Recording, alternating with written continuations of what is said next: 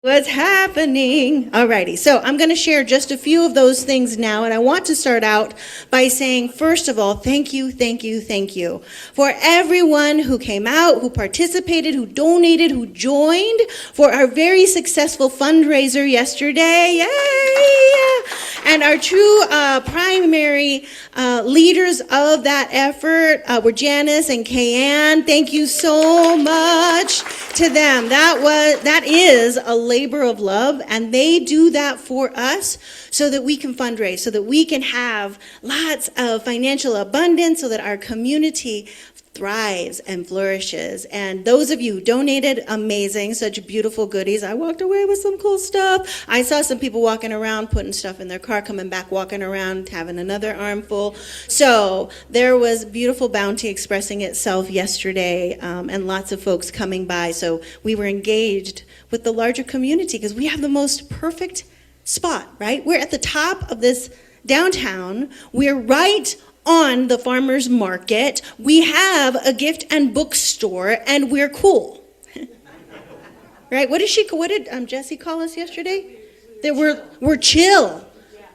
So also yesterday, so we had Coffee Craft Connect. This is the first and third Saturday that we're doing. We open our doors, we're doing crafting, we're drinking coffee, we're chilling, we're hanging out. So we had that yesterday. We were making more vision boards, we were painting by number, we were knitting. There was really cool stuff, and we were talking. We had the sidewalk sale. It was fun out there. And then we had Jessie Powers, who was our guest, who came as a guest musician to our community. She ended up performing out on the sidewalk, which was so cool because people were walking by and listening and hearing, and she's a New Thought musician. So the message of her music is this philosophy. So we were sending it out into our beautiful community. So thank you so much for anyone who contributed to yesterday or who joined us and enjoyed the beautiful day. Today we have our tithing committee information session. So one of the beautiful things that we do here to participate in circulation is that we give 10% of what we receive. And so what this tithing committee does is this is the group of people that decide what organizations are going to receive that tithe from us. It's a really cool thing. So each month, we look at what the themes are, we look at who we are and what we're doing, and we pick an organization. So today we're going to be meeting together with the group and anyone who might be interested in participating in this beautiful law of circulation on the bigger level for our community. So after service, if you'd like to be a part of choosing where that flow of generosity goes, join us right after service for a short tithing committee information session. Just come and listen. There's no commitment, and learn if this feels like it's a good match for you. And next Sunday after service, we will be having a membership information meeting. Yes, I love the enthusiasm. Woohoo! Absolutely. So March 15th around 12:30, right? But have you been feeling like at home here? Ask yourself, if you're new or newer or aren't a member yet, have you been feeling at home here? Do we seem like something special? Yes, I know we are. And are you wondering what it really means to become a member? So that's what we're going to be doing next Sunday after service, March 15th around 12:30 after service, hosting a relaxed membership information meeting to anyone who's curious, anyone who is not yet decided to be a member. Come on, take a listen. Just time to learn a little bit more about who we are, what membership means, an opportunity to ask questions about who we are and what membership means to you. No pressure, right? Just a warm conversation, and we'd love to see you there. And that's all I'm going to tell you. The rest you got to tune into your newsletter for. We got to leave you with a little cliffhanger, wanting more. Leave them wanting more. That's what I learned in marketing. Okay. The power of prayer. Here at the center, we believe in the power of prayer. And we call that spiritual mind treatment or affirmative prayer. If there's something on your heart, we invite you to fill out a prayer request card, and you'll find them in the seat back pockets, in the chairs that you're sitting in, the seats behind you, the seats in front of you. And you can drop your card in the prayer box at the back of the room, in the plate, in the offering plate, as that goes by a little later in our service. And you can always put in a prayer request online, any time of day or night, at csl-lascruces.org. It's always available to drop those there.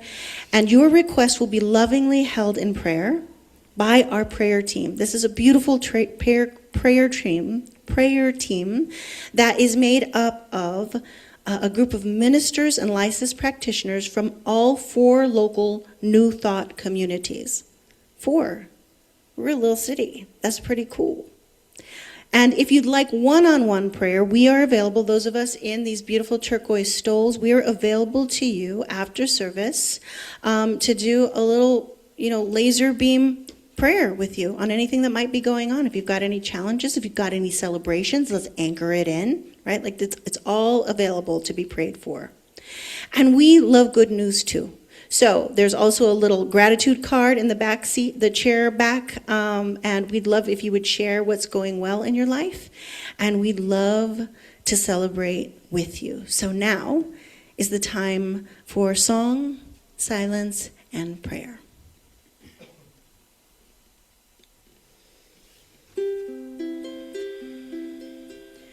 In this moment, I am still, still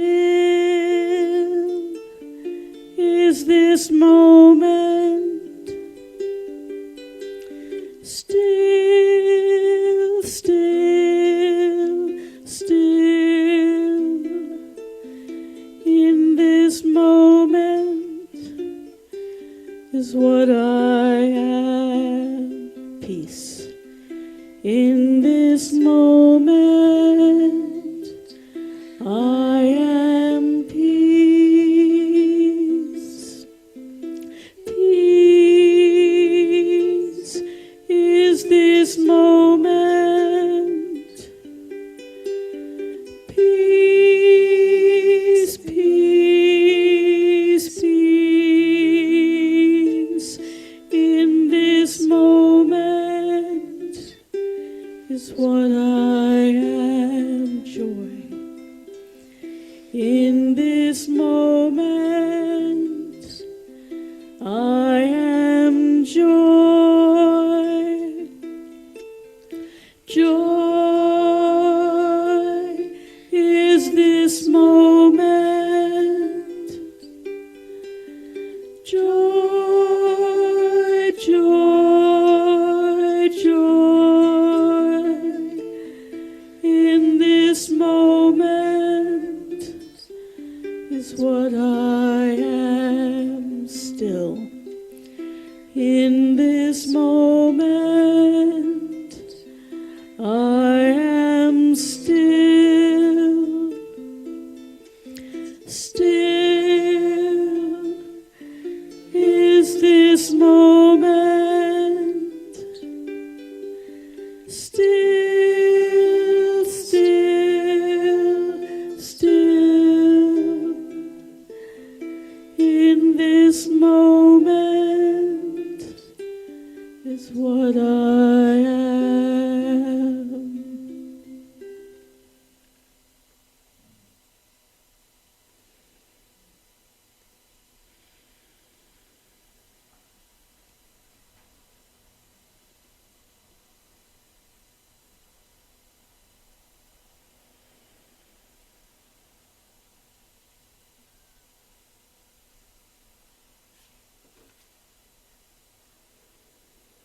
There is one life,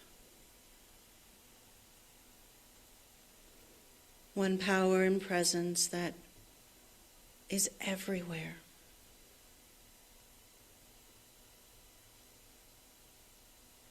That is in every breath, that circulates with every heartbeat.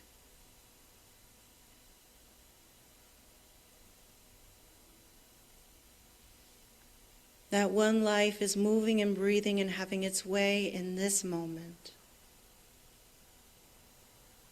in this stillness, in this joy.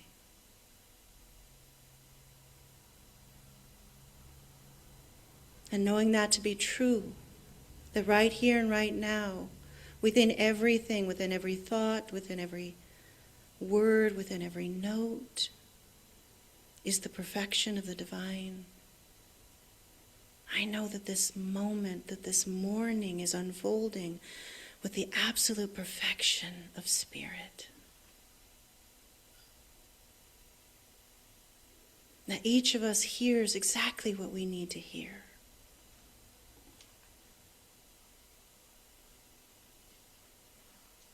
Receive exactly what we need to receive. God is indeed in, through, and as every aspect of this day. And it lands right in the center of our hearts. And for this I am so, so grateful. And together we say, and so it is. Amen. Our reading this morning comes from the Science of Mind.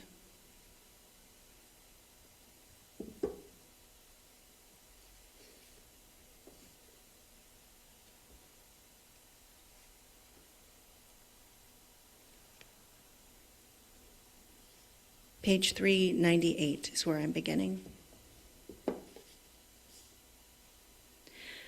We can put as much detail into our mental work as we desire. Sometimes, to do so will be a great service in gaining a complete mental acceptance of our desires. This is the whole secret, a complete mental acceptance and embodiment of our desires.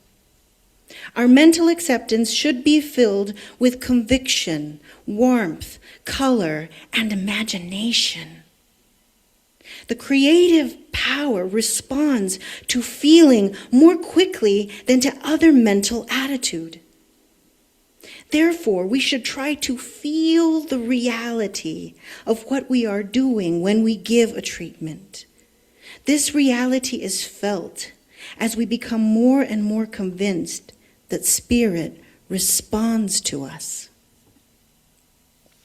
We should grow into the understanding that spirit responds to us and becomes more conscious of its presence within us. It is the very breath of our breath, the imagination back of our word. It is the creative power in our thought and the law and energy that executes that thought. God is all in all, over all, and through all. There can be no greater or more complete allness. This allness is within us, or we may say that within is the only place we can contact it. It is necessary to understand this, else sometimes we shall be trying to reach outside, and this is impossible. If one were to take a complete mental picture of himself, as he would like to be, filling in all the details of his desire, and trying to accept the whole thing as a present reality, he would soon demonstrate that the control of affairs is from within out and not from without. The cause being that whatever exists is a mental picture in mind let me say that again. Where did that sentence begin? Ernest has long sentences, I apologize. The cause being that whatever exists as a mental picture in mind must tend to, and finally does take from, if the picture is really believed in and embodied. I have to go back further because that did not land. This whole paragraph is one sentence, Ernest. It is. If one were to make a complete mental picture of himself as he would like to be, filling in all the details of his desire, and trying to accept the whole thing as a present reality, he would soon demonstrate that the control of affairs is from within out and not from without. The cause being that whatever exists as a mental picture in mind must tend to, and finally does take form, if the picture is really believed in and embodied. Ernest Holmes, yes, my brother, my friend. And so it is. All right, and now we have our dear Doug Adams to bring us our special music today. Thank you so much, Doug. Thank you, and congratulations on getting through that sentence. This song is, it was from the civil rights movement of the 60s. It was written using a quote from a speech by Ella Baker, who was a lesser known but mighty force in the civil rights movement of the 60s, Ella Baker. And like a lot of those songs, it's really easy to sing along with, so you are invited.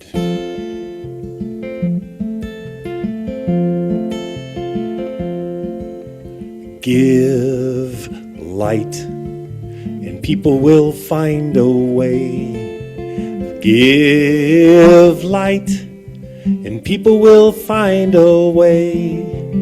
Give light, and people will find a way. People will find a way, I do believe. Teach peace, and people will find a way. Teach peace, and people will find a way. Teach peace, and people will find a way. People will find a way, I do believe. Sing out, and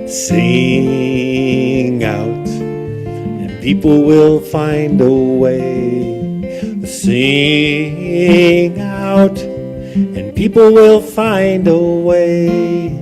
Sing out, and people will find a way. As people will find a way, I do believe.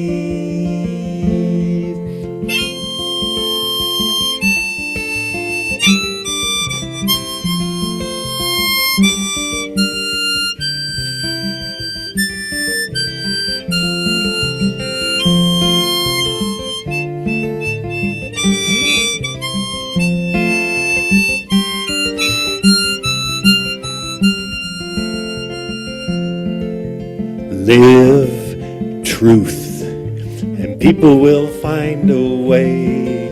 Live truth, and people will find a way. Live truth, and people will find a way. People will find a way, I do believe. I think I got all of them. Is there any that anybody else might be able to think of that I might have left off? Just something you can say in a syllable or a couple of syllables. Live joy. Live joy. And people will find a way. Live joy. And people will find a way. Live joy. People will find a way. People will find a way, I do believe. Anybody else? Well, we can always end up where we started out. Give light, and and people will find a way. Give light, and people will find a way. Give a light, and people will find a way. People will find a way, I do believe.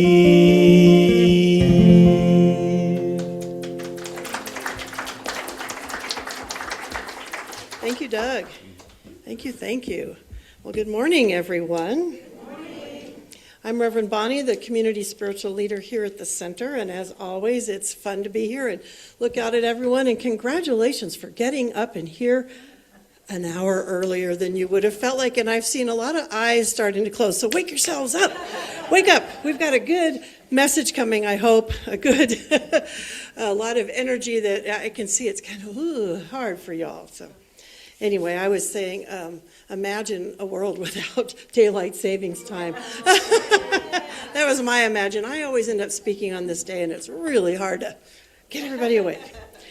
So who got to see Yvette's talk last week? Any of you here? Yeah, and if you were online, I went back and watched it a second time because I was so inspired. It was fantastic. It spoke to me. The focus was on when life stops looking like what you mapped it out to look like, when the map kind of disappears, then what? And this week I was reminded that when we connect with someone, when we bring someone into our life, when we love someone, and they disappear, the map disappears. And I have to tell you that somebody that was very special to our community passed away this week, Trevor Brown, Mary Lynn's son. Yeah. So my heart, after putting this talk together, just broke, and I thought, here we go again. Another vision of this beautiful young man who was going to take this message into the world. The map disappeared. So, originally, and I will still attempt to do what I had planned to do with this talk, I wanted to take that message that Yvette gave us last week with what do we do, when the map disappears, how do we handle that? I wanted to take the journey a little further, and I wanted to say what happens when the map or the GPS says, you have arrived at your destination. Or your destination is on the left. And you're going, now what? Now what's next? So I've experienced the map kind of ending in both ways, with it just poof, sort of shifting direction, and with it saying, well, you've arrived at your destination. And several years ago, I had thought that we as a society, as this country, had collectively arrived. We had been visioning, and I had been reading the book, The More Beautiful World Our Hearts Know Is Possible. We were visioning that world that works for all. And I thought society was moving in that direction, and we were getting there.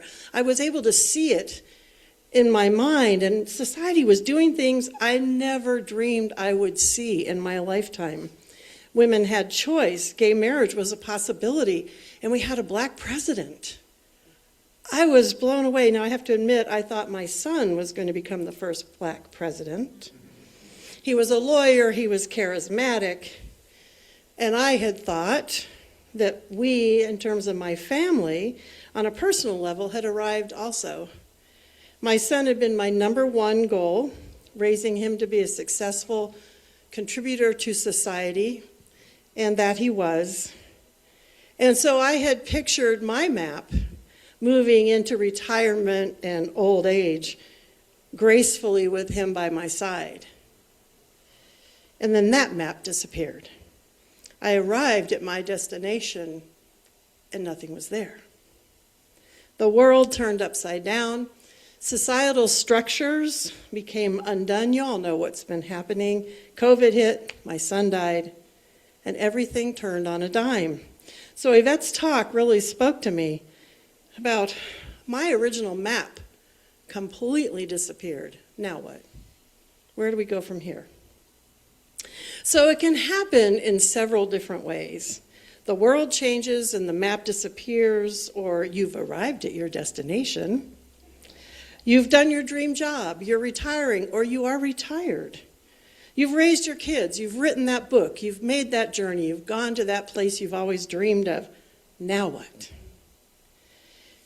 So one of the things I've noticed here, especially with the Olympics, is that human beings often don't say, well, we've made it.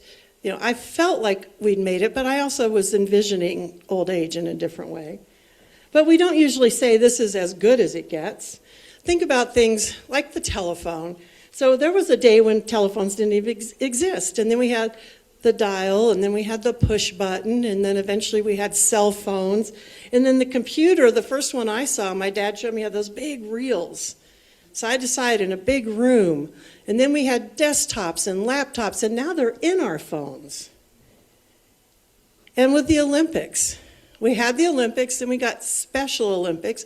Then that has now moved to being called Para-Olympics, defined as elite athletes with a wide range of physical, visual, and intellectual disabilities, and I would say abilities.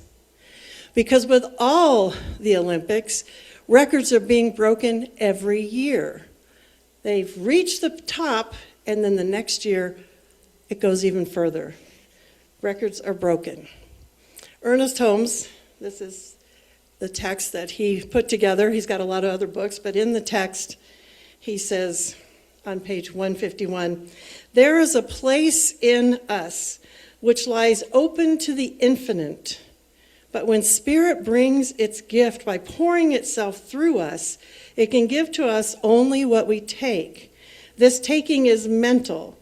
If we persist in saying life will not give us that which is good, or if we say God isn't going to answer my prayer, it cannot.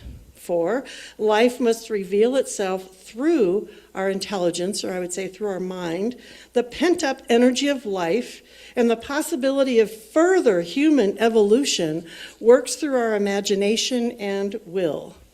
The time is now, the place is where you are, and it is done unto us as we believe. So, our full potential, there's a place in us which lies open to the infinite. Now, Yvette asked several times in her talk, and I told her she might have to tell me if I misheard some things, but I heard, what are we feeding in our imagination? What are we rehearsing? Fear or possibility? And I often say, are we catastrophizing, thinking about the most worst thing that could happen, or fantasizing? And I see fantasy as a positive, imagining all the possibilities, all the probabilities out there. I grew up in a household where can't was a 4-letter word, and we were not allowed to use it. Can't was seen as rehearsing fear or inability. And can and do and try it out is what we were encouraged to rehearse as possibility. Can you imagine an Olympian winning a gold medal who says, ooh, going that speed is impossible? Or no one can do that quad axel. Or the snowboarders just blew my mind. If they were thinking, I am never going to be able to go up there and twirl around and land on my feet, and if they thought that, what would happen?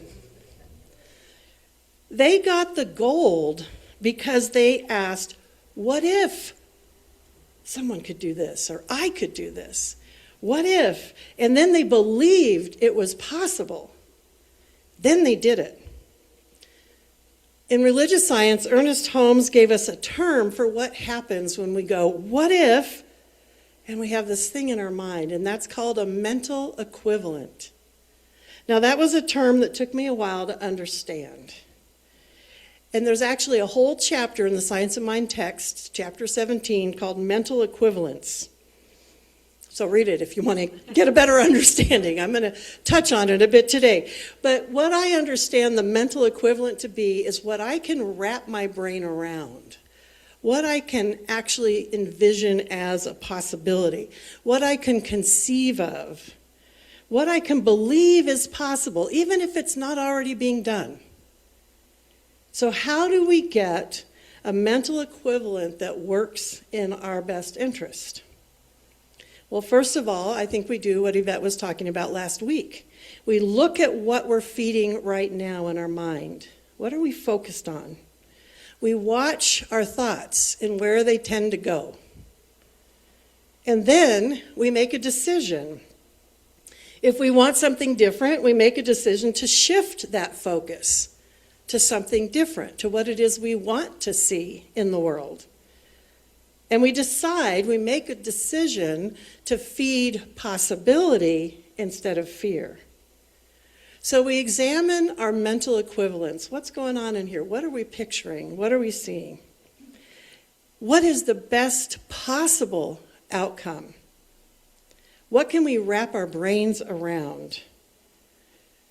And we spend time there in that mental equivalent, allowing ourselves to feel it, to experience it in our mind's eye.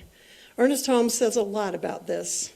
So another place on page 306, he says the limit of our ability to demonstrate depends upon our ability to provide a mental equivalent of our desires. For the law of correspondence works from the belief to the thing. But it is within our power to provide a greater mental equivalent through the unfolding of consciousness. And this growth from within will finally lead to freedom. What we demonstrate, that means what shows up in our life, what we're able to make happen. What we demonstrate today, tomorrow, and the next day is not as important as the tendency which our thought is taking. So that's what we were talking about before. What do we tend to focus on? Where do we tend to go in our mind? And then he says, but it was earlier in the book, 270, with this in mind, and believing that there is an infinite law of the spirit or law of life which tends to multiply our gifts, because in so doing it multiplies its own experience, its own pleasure, its own fruition, we may assume that the spiritual human, the spiritual part of us, is already a success. It's already supplied with everything that we need. The potential of all things exists in the universal whole. So a lot of nice words. And I love Ernest Holmes because of that. And I always have to take it and say, what does that really mean to me? So my question to you is, can you imagine already having everything that you need? Can you create that mental equivalent in your mind? Can you see that? What would that look like? How would it feel? Can you see yourself and imagine yourself as being one with all the potential in the universe? Well, I need to let you know that when I first found religious science many years ago, and this teaching, I had everything I needed showing up in my life. Somehow the bills got paid. I always had something to eat. I ate a lot of beans and rice. I managed to get around even when the driver's seat of my car was being propped up with a 2x4, which it was, and I was told that was dangerous, but that's all I had. I managed to get things taken care of. Things would show up as they were needed, but I lived with a lot of stress from paycheck to paycheck. And I had a little child that I was helping to raise, so that made it even more stressful. Well, after studying our teaching for a while, I decided I needed to reevaluate my idea of need and want. Because, like I said, my needs were being met. I discovered that want was too much. I didn't deserve necessarily what I wanted, but I could accept the bare minimum of what I needed. And so I decided to expand my mental equivalent around the word need. I decided to expand what I needed because I didn't want to keep living that way. And that's what we're doing here at the center right now. Our needs have always been met here. We got a new roof, we got the place painted, we got new carpet, the balloon payment got paid off, the building is now ours. Salaries and bills have always managed to be paid each week, month to month, squeaking by. And then Yvette showed up. And Yvette is challenging us as a community, are you not?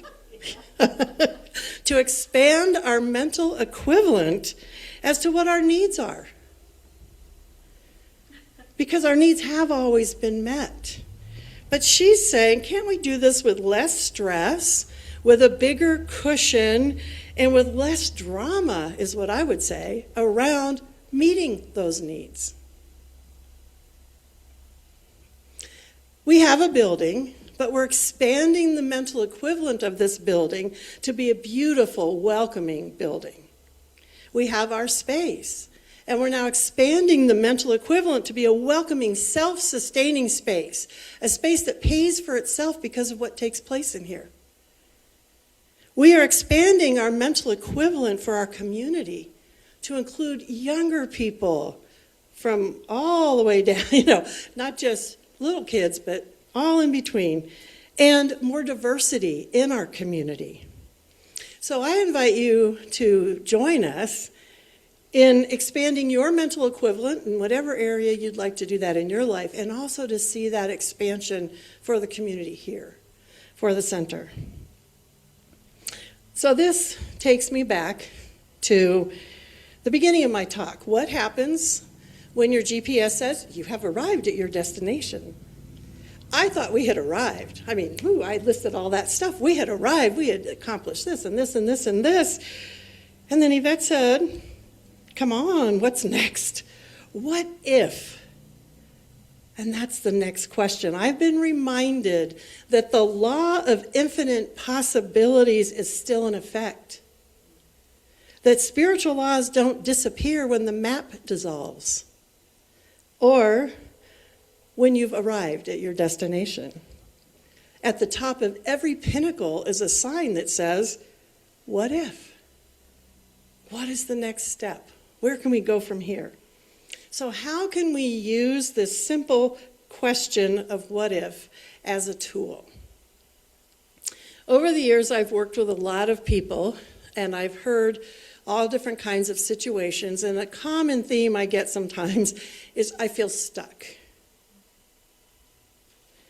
I am stuck. I don't know what I want. I can't because X, Y, and Z is happening. Either something is happening out here that's causing this, or in here, whatever it is. And so I often invite people to play the what if game. What if you weren't stuck? What would you do? What if you did know what you want? What would it look like? And what would it feel like? What if X, Y, and Z disappeared? Whatever that is, that obstacle. What if money were not an issue? What if he or she wasn't in your life, or in your life in a different way? What if you were fully supported in every way in your life? What would it look like? What would you be doing if age and ability wasn't an issue? What if it was no longer an issue? Once you play the what if game, once you start asking what if, your imagination kicks into gear and you have a new mental equivalent to work with. You have a new vision, a new thing that you can imagine in your mind. Now, breathe. That's a lot. But this what if game can be played in a different way as well.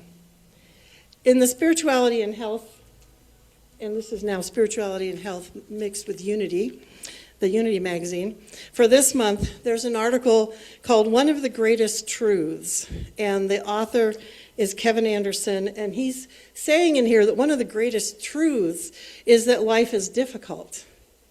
But then he says life is difficult and beautiful, not beautiful or difficult, but beautiful and difficult.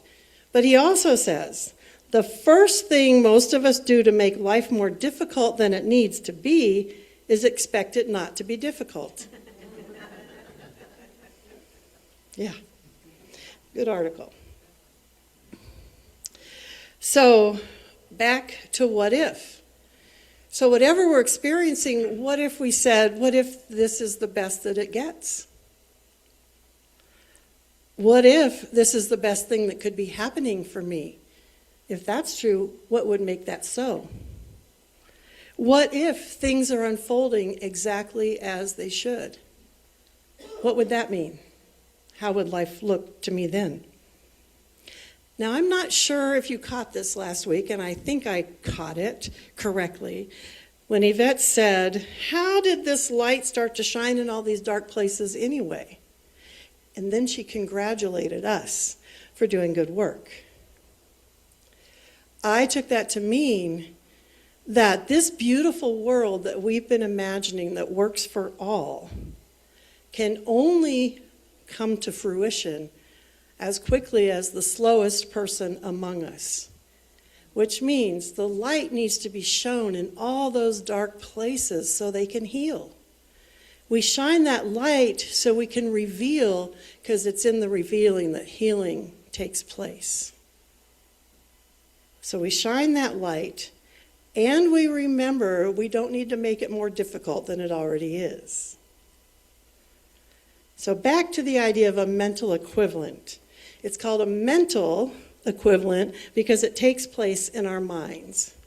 I think most of what inhibits or motivates us takes place in our minds. So playing the what if game is a good way to break out of those old mental equivalents and to create new ones. It's a good way to break out of old beliefs and to figure out a shift into what new things can you put your belief in. In other words, get that imagination going. And I suggest playing the what if game with somebody else. It's not cheating if you play with a practitioner or a trusted friend, or play with each other in the social hall over coffee. What if? Just allow that imagination to start going. We can't create our next amazing yet to be without a mental equivalent first. I refer to the mental equivalent as the blueprint in our mind. It's sort of the thing that sets it up so we get a sense of where we could possibly go. And lately we've been making vision boards here. There's some in the back around our community. The vision board is taking that mental equivalent from in here and putting it out in a form that we can see. It's still in a vision. It's still in our mind's eye. It's still a mental equivalent. And I know many of you have probably heard this, but I know lots of people will say, I'll believe it when I see it. And what do we say? I'll see it when I believe it. Did you catch that? I'll see it when I believe it. And some people will say, well, that's magical thinking. That's expecting miracles. So once again, I wanted to go to Ernest Holmes and see what he had to say about miracles. So on page 162, he said, because we fail to realize that principle is not bound by precedent. And to me, that was the most amazing thing he said of his entire teaching. That turned my life around. We fail to realize that principle is not based in precedent. We limit our faith to that which has already been accomplished, and few, quote unquote, he puts the quotes in here, miracles result. When, through intuition, faith finds its proper place under divine law, there are no limitations, and what are called miraculous results follow. And he's got more to say, believe it or not. To the average person, when a result is obtained by this method of work, it looks as though a miracle has happened. But such is not the case. It is only a miracle as everything else in life is a miracle. A definite conscious idea has been set in motion in the subjective world, which accepts ideas as their own, at their own valuation, and tends to act upon them. And again, translation in my mind. That means that when we create that mental equivalent, we are setting in motion a divine law, a spiritual law that works on that. So under divine law and in spiritual law, there are infinite possibilities of how things could look.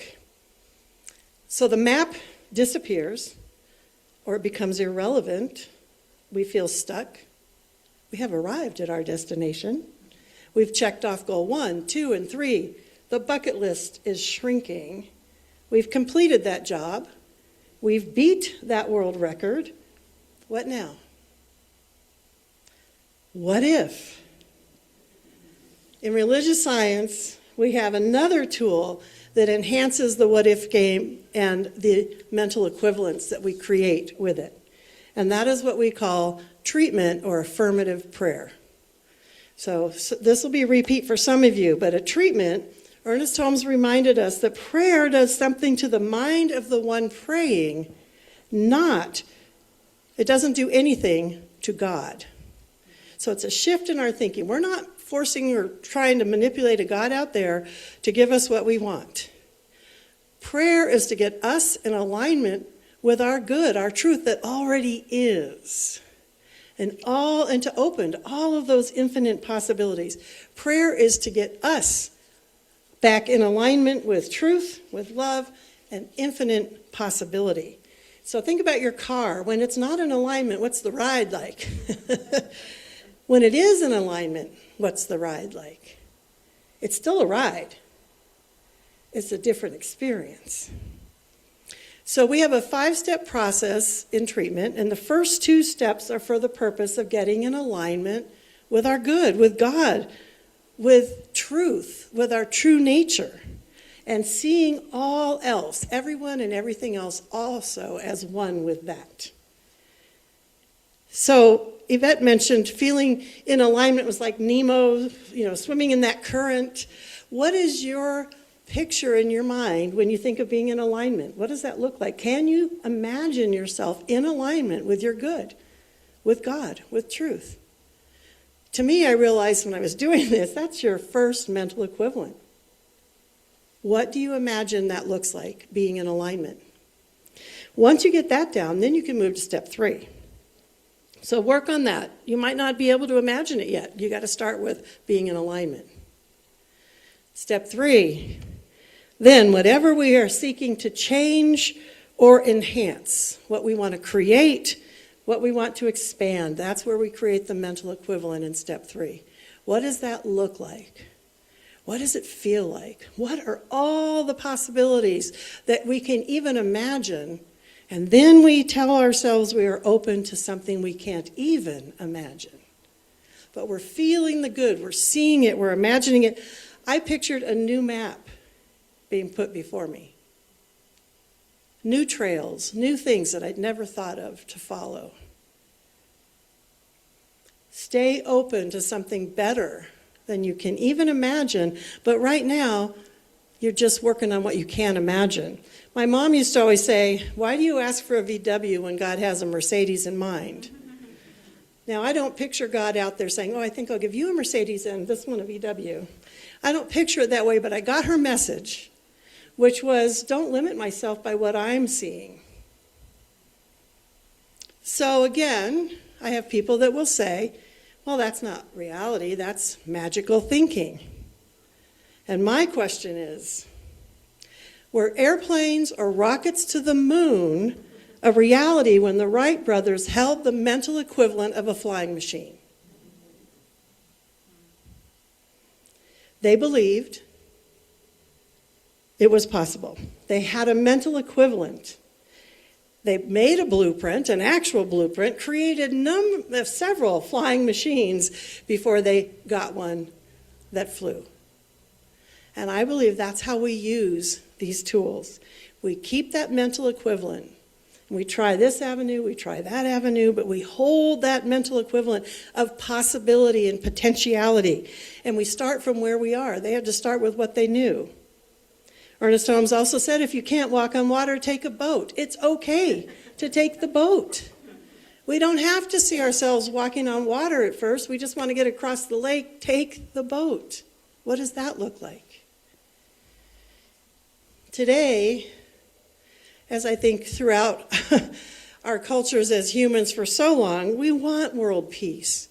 We don't want to be at war. We want to see peace in the world. But where can we start? Yep, right here. we have to start with what creates peace in our lives. What makes your life more peaceful? Is there anyone in your life that rattles your life a little bit? And how might that be shifted? Ooh, somebody's eyes got real big. You can play the what if game right there. What if you and I found common ground? How would that look and feel? What if we dropped our defenses and got real with each other? What if we really listened to each other? What if we sat in silence and just imagined love flowing in and out through us and around us? What if the possibilities are infinite? And this then will lead to what appears to be miraculous. And yet, what's really happening? We've aligned ourselves with love. We've aligned ourselves with God, and we've made use of spiritual law. And let that unfold. So we've made it through steps 1, 2, and 3, where the mental equivalent takes place, where we play with it, we think about how it feels. And when we're there, we get so excited because we really believe it's going to happen. We believe it as much as I know when I place an order that it says it's going to show up on March whatever, it's going to show up. I believe it that much that I'm excited because I know this thing is happening. And that's when we move into step 4. And we give thanks for this mental equivalent, for this idea, for this seed that we've planted into the law, knowing it's happening. And then the final step is release. Now, I wanted to note here that the release is the 5th step. We don't release until we've done 1 through 4. And sometimes I think because we hear let go and let God, we just go, whew, and we feel like we're giving up. And we just let go. We release. That can work. But we can also do steps 1 through 4 and be in a place of joy and excitement and let it go, knowing it's so, because we've done all those other steps. And again, Yvette, last week, one of the things she said that really struck me was imagination is not a luxury, it's a responsibility. It's a responsibility. Our responsibility is to do our part in creating this world we want to experience, in creating the world that works for all, and our part begins by asking, what if, and then taking it through those 4 steps to release and make it so. So this week, I invite you all to consider one thing in your life, a need that you might want to expand on a little. One aspect of your life that you would like to see grow or shift. One what if that you can work on. And put it through these 5 steps. And like I said, it's not cheating to work with a practitioner. There's several of them in the room. They've got the stoles on, or call a minister, another New Thought person, a friend that you can work with to do this. Take time to align yourself with love, with your true nature, with God. And then create that mental equivalent and watch it expand and feel it in your mind. Take time to imagine and play with it. Think of all the possibilities that you can, and then give great thanks. At that point, release and allow the appearance of a miracle to show up. Because what if this really works? So it is.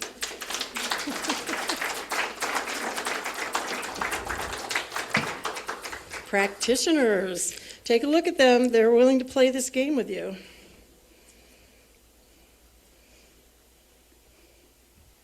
Thank you for surrounding this room.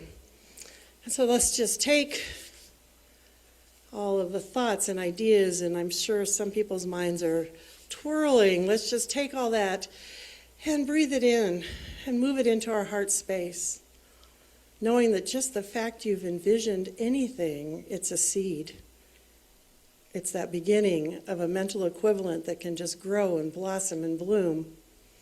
And so I just know that right now, each and every person is able to take whatever might be concerning or upsetting or unraveling or that blank space left by an empty map. And we can envision something new, something different. We can create a new mental equivalent. We open ourselves to all potentiality. We allow ourselves that inner guidance as we walk in oneness with Spirit, with God, with love. New pathways unfold before us. And we can trust and know that everything is unfolding for our highest good. And from that place, we can just move into great and deep gratitude. Feeling it just move in and through us with excitement and joy, we say, thank you, Spirit within me. And we release. And just allow it to be. And so it is. Thank you. Thank you, practitioners. And again, take a look. These folks are ready to play What If with you.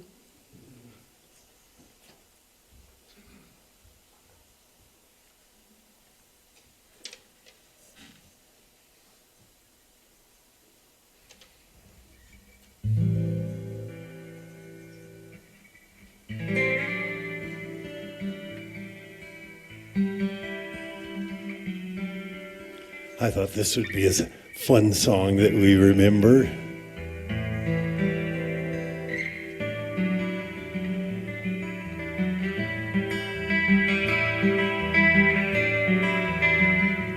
When the moon is in the 7th house and Jupiter aligns with Mars, then peace will guide the planets, and love will steer the stars. This is the dawning of the age of Aquarius, the age of Aquarius,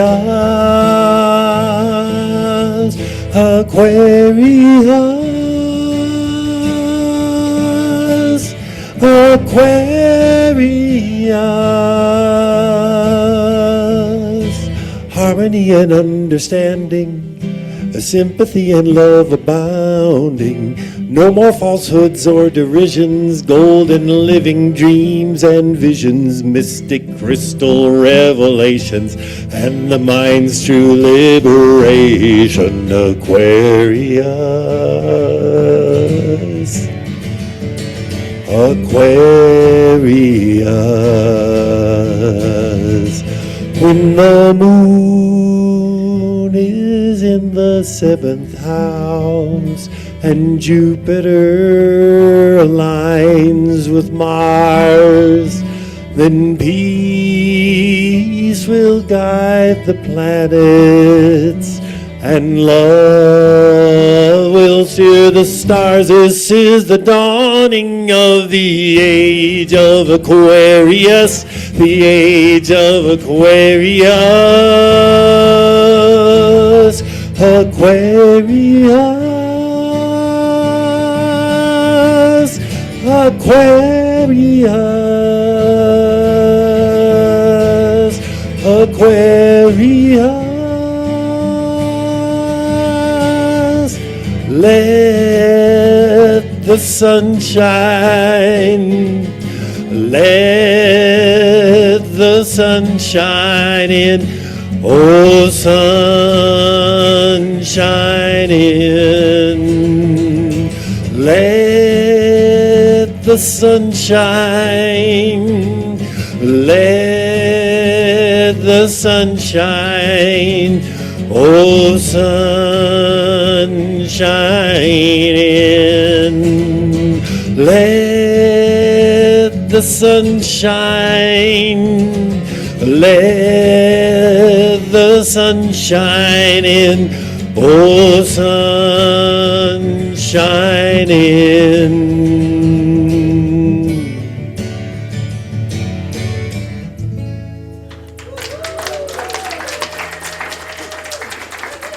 Thank you again.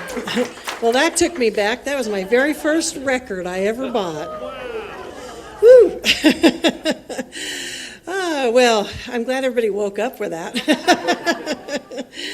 This is that time when we have the opportunity to consider giving back to this center. And as Yvette already mentioned earlier in the announcements, we give 10% back out into our community of everything that comes in.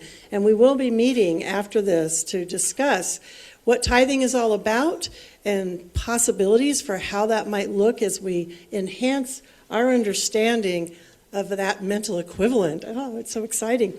So this month, 10% is going to Cruces Creatives. Yay. Yay! And it is a living expression of imagination in action. They create space where ideas become tangible, where hands, hearts, and minds design, build, experiment, and dream together. In their workshop, creativity isn't a luxury, it's a shared resource. People discover new skills, new possibilities, and what they're truly capable of making. Sounds like a place to go this week if y'all want to work on that mental equivalent thing.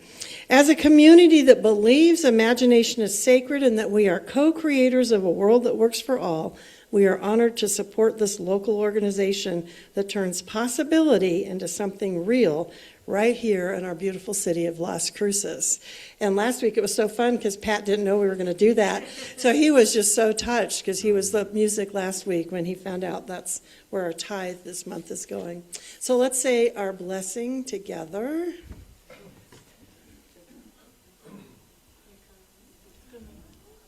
There it is. Divine love through me blesses and multiplies all that I have, all that I give, and all that I receive. And thank you, God, in me. And we will sing, I am so blessed. I am so blessed. I am so blessed. I am so grateful for all that I have. I am so blessed. I am so blessed. I am so grateful. I am so blessed. I am so blessed. I am so blessed. I am so grateful for all that I have. I am so blessed. I am so blessed. I am so grateful. I am so blessed. I am so grateful. I am so blessed. And we are so blessed. And I just give thanks for every person here, for the blessing of their presence, for all who are online with us and who see it later. And I know that that blessing is flowing through the energy of what has been put into these plates as it enhances our ability to do even more to provide service to our greater community. And so I am so, so, so very grateful.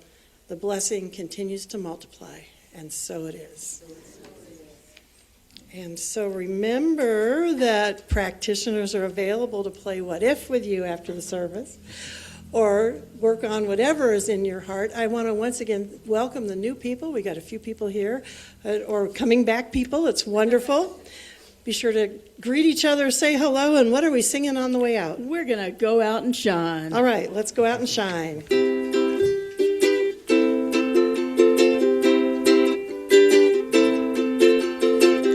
Go out and shine your light. You know the time is right. You gotta go out and shine your light. Go out and shine. Go out and shine. Go out and shine your light. You know the time is right. You gotta go out and shine your light. Go out and shine. Go out and shine. Step out and take a chance. Walk the talk, join the dance. Relax, enjoy the ride. Let kindness be your guide. You gotta go out and shine your light. You know the time is right. You gotta go out and shine your light. Go out and shine. Go out and shine. One voice, one hand, one heart. want to change, make a start. We're one big family. What's good for you is good for me. Come on and go out and shine your light. You know the time is right. You gotta go out and shine your light. Go out and shine. Go out and shine. Go out and shine. Ooh, have a wonderful week, everybody. Good job.